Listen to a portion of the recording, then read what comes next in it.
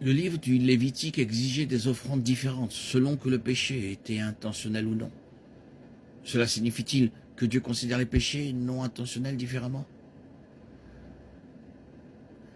Si le sacrificateur ou un pêche et fait retomber la culpabilité du peuple, il offrira à l'Éternel un jeune taureau sans défaut en sacrifice d'expiation pour le péché qu'il a commis.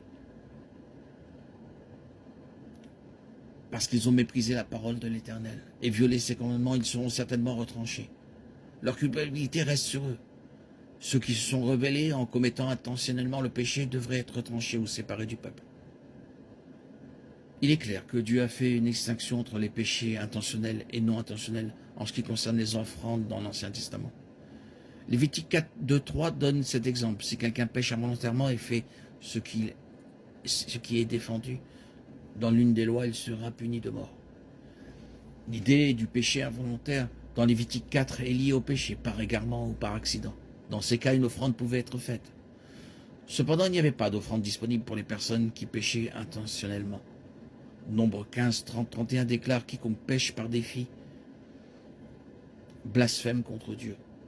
Bien qu'il y ait une distinction entre les conséquences des péchés intentionnels et involontaires dans l'Ancien Testament, la Bible est claire. Tous ont péché et sont privés de la gloire de Dieu. Romains 3, 23. Les offrandes de l'Ancien Testament préfiguraient l'offrande de Jésus-Christ lui-même en sacrifice sur la croix pour nos péchés.